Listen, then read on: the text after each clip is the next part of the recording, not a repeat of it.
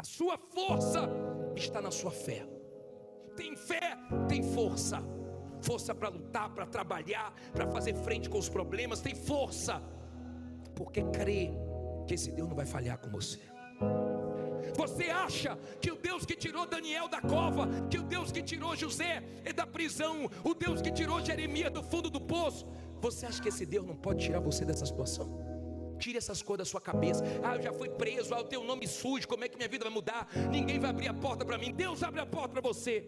Quem está colocando essas coisas na sua cabeça é o diabo, é o mal, para você voltar para a vida errada.